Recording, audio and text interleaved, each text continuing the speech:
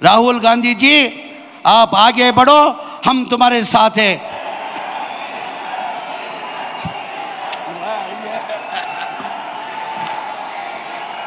ಎಲ್ಲರಿಗೂ ನನ್ನ ನಮಸ್ಕಾರಗಳು. ಜೈ ಭೀಮ್, ಜೈ ಭೀಮ್, ಜೈ ಜೈ ಭೀಮ್. ಸ್ವಲ್ಪ ಜೋರಾಗಿ ಧ್ವನಿಯಲ್ಲಿ ತಾವು ಹೇಳಬೇಕಾಗ್ತದೆ ಜೈ ಭೀಮ್. ಕಾರಣ ಅಂದರೆ ತಮಗೆಲ್ಲ ಗೊತ್ತೇ ಇದ್ದಂಗೆ 2014 ಕೇಂದ್ರದಲ್ಲಿ BJP ಸರ್ಕಾರ ಬಂದಾದ ಮೇಲೆ ನಮ್ಮ ರಾಜ್ಯದವರೇ ಒಬ್ಬರು ಕೇಂದ್ರದ ಮಂತ್ರಿ ಆಗಿದ್ದರು, ಅನಂತಕುಮಾರ್ ಹೆಗಡೆ ಅವರು.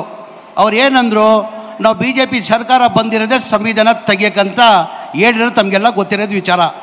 ಇವತ್ತು ಬಾಬಾ ಸಾಹೇಬ್ ಅಂಬೇಡ್ಕರ್ ಸಂವಿಧಾನ ಕೊಟ್ಟಿಲ್ಲ ಅಂದರೆ ನೀವು ಅಲ್ಲಿ ಕೂರೋಕ್ಕಾಗ್ತಾ ಇರಲಿಲ್ಲ, ನಾನು ಇಲ್ಲಿ ಮಂತ್ರಿಯಾಗಿ ನಿಲ್ಲಕ್ಕಾಗ್ತಾ ಇಲ್ಲ. ಇವತ್ತೇನು ನಮ್ಮ ನಾಯಕರಾದಂಥ ರಾಹುಲ್ ಗಾಂಧಿ ಅವರು ಇವತ್ತು ಧ್ವನಿಯನ್ನು ಎತ್ತಿ ಇವತ್ತು ಕಾರ್ಯಕ್ರಮನ ಹಮ್ಮಿಕೊಂಡಿದ್ದೀರಾ, ಆ ಕಾರ್ಯಕ್ರಮನೂ ಹಮ್ಮಿಕೊಳ್ಳೋಕ್ಕೆ ಸಾಧ್ಯ ಆಗ್ತಾ ಇಲ್ಲ. ಹಾಗಾಗಿ ನಮ್ಮ ಕರ್ತವ್ಯ ಆಗ್ತಾ ತಾನೆ ಜೋರ ಧ್ವನಿಯಲ್ಲಿ ಜೈ ಭೀಮ್ ಹೇಳೋದು. ಜೈ ಭೀಮ್, ಜೈ ಭೀಮ್, ಜೈ ಜೈ ಭೀಮ್. ವೇದಿಕೆ ಮೇಲೆ ಆಸೀನಿರುವ ಎಲ್ಲ ನಮ್ಮ ಪಕ್ಷದ ಮುಖಂಡರೇ, ಇಲ್ಲಿದ್ದಂಥ ಎಲ್ಲ ಕಾರ್ಯಕರ್ತರೆ, ಮೊದಲೇ ಆಗಿ ತಮಗೆ ವರಮಹಾಲಕ್ಷ್ಮಿ ಹಬ್ಬದ ಆರ್ಥಿಕ ಶುಭಾಶಯನ ಕೋರಕ್ಕೆ ಬಯಸ್ತಾ ಇದ್ದೀನಿ. ಇವತ್ತು ಹಬ್ಬದ ದಿನವೂ ಇಷ್ಟು ದೊಡ್ಡ ಮಟ್ಟದಲ್ಲಿ ತಾವು ಬಂದು ಈ ಕಾರ್ಯಕ್ರಮದಲ್ಲಿ ಭಾಗವಹಿಸಿದ್ದೀರಾ. ಹಾಗಾಗಿ ನಿಮಗೆ ಮೊದಲನೇದಾಗಿ ಕೈ ಜೋಡಿಸಿ ದೊಡ್ಡ ನಮಸ್ಕಾರನ ಸಲ್ಸಕ್ಕೆ ಬಯಸ್ತಾ ಇದ್ದೀನಿ. ತಮಗೆಲ್ಲ ಗೊತ್ತೇ ಇದ್ದಂಗೆ ನಮ್ಮ ನಾಯಕರಾದಂಥ ರಾಹುಲ್ ಗಾಂಧಿ ಅವರು ಈ ಚುನಾವಣೆ ಇದರಲ್ಲಿ ನಿನ್ನೆ ಪ್ರೆಸ್ ಮೀಟನ್ನು ಮಾಡಿದ್ದಾರೆ. ತಮಗೆಲ್ಲ ಗೊತ್ತೇ ಇದ್ದಂಗೆ ಡೀಟೇಲ್ ಆಗಿ ಮಾನ್ಯ ರಾಹುಲ್ ಗಾಂಧಿ ಅವರು, ಮಾನ್ಯ ಮುಖ್ಯಮಂತ್ರಿಗಳಾದಂಥ ಸಿದ್ದರಾಮಯ್ಯ ಸಾಹೇಬರು, ಮಾನ್ಯ ಉಪಮುಖ್ಯಮಂತ್ರಿಗಳಾದಂಥ DK ಶಿವಕುಮಾರ್ ಸಾಹೇಬರು ಡೀಟೇಲ್ ಆಗಿ ತಮ್ಮ ಬಂದು ಹೇಳ್ತಾರೆ.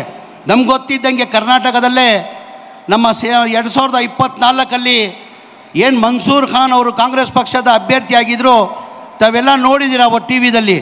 ಕನಿಷ್ಠ ನನ್ನ ಅನಿಸಿಕೆ ಕೊನೆವರೆಗೂ ನಾವು ಲೀಡ್ ಆಗಿದ್ವಿ, 60,000ನೋ 70,000 ನಾವು ಲೀಡ್ ಆಗಿದ್ವಿ. ನಾವೆಲ್ಲ ಖುಷಿ ಸಂತೋಷನ ಪಟ್ವಿ. ಈ ಬಾರಿ ನಮ್ಮ ಸೆಂಟ್ರಲ್ ಕ್ಷೇತ್ರದ ಪಾರ್ಲಿಮೆಂಟ್ ಕ್ಷೇತ್ರದಿಂದ ನಾವು ಗೆದ್ದಾಗಿದ್ವಿ ಅಂತೇಳ್ಬಿಟ್ಟು ನಾವು ಭಾಳ ಖುಷಿಯನ್ನು ಪಟ್ವಿ. ಕೊನೇ ಮೂಮೆಂಟಲ್ಲಿ ಯಾವಾಗ ಮಾದೇವಪುರ ಬಂತು, ಆವಾಗ 1,15,000 ಲೀಡ್ ಆಗಿಬಿಟ್ಟು BJP 30,000 ಅಂತರದಲ್ಲಿ ಗೆದ್ದಿದ್ದಾರಂತ ಘೋಷಣೆ ಮಾಡಿದ್ರೆ ತಮಗೆಲ್ಲ ಗೊತ್ತಿದೆ ವಿಚಾರ.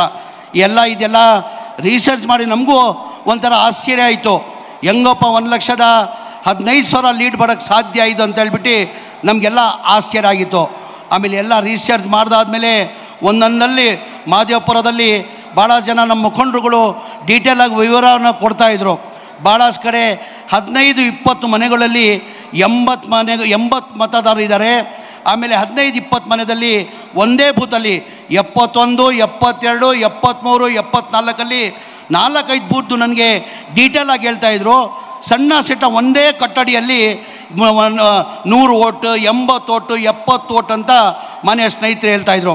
ಅದ್ರ ಜೊತೆಯಲ್ಲಿ ಮಹಾರಾಷ್ಟ್ರದಲ್ಲಿ ತಮಗೆಲ್ಲ ಗೊತ್ತಿದ್ದಂಗೆ ಯಾರೋ ಒಂದು ವೋಟರ್ ಮಹಾರಾಷ್ಟ್ರದಲ್ಲೂ ಓಟ್ ಹಾಕಿದ್ದಾನೆ, ಕರ್ನಾಟಕದಲ್ಲೂ ಓಟ್ ಹಾಕಿದ್ದಾನೆ, ಗುಜರಾತಲ್ಲೂ ಓಟ್ ಹಾಕಿದ್ದಾನೆ, ಬೇರೆ ಕಡೆನೂ ಓಟ್ ಹಾಕಿದ್ದಾರೆ.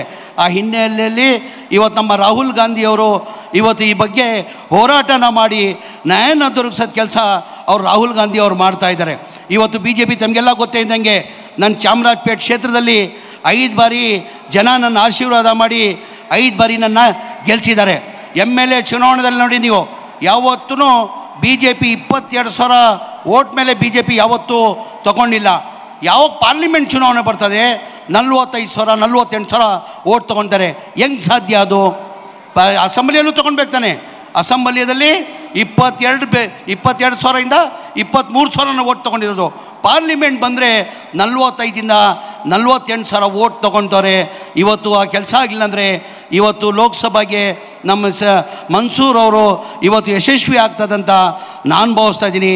ಆ ಕಾರಣಕ್ಕೆ ಇವತ್ತು ರಾಹುಲ್ ಗಾಂಧಿ ಅವರು ಧ್ವನಿಯನ್ನು ಎತ್ತಿದ್ದಾರೆ. ನಾವೆಲ್ಲ ರಾಹುಲ್ ಗಾಂಧಿ ಅವ್ರ ಜೊತೆ ಇದ್ದೀವಿ. ರಾಹುಲ್ ಗಾಂಧಿ ಜಿ आप आगे बढ़ो, हम तुम्हारे साथ हैं. ಜೋರಾಗಿ ಹೇಳಬೇಕು, ರಾಹುಲ್ ಗಾಂಧಿ ಜಿ आप आगे बढ़ो, हम आपके साथ हैं ಅಂತ ಹೇಳಿ ನನ್ನ ಮಾತನ್ನು ಮುಗಿಸ್ತೀನಿ. ಜೈ ಹಿಂದ್, ಜೈ ಕರ್ನಾಟಕ, ಜೈ ಕಾಂಗ್ರೆಸ್.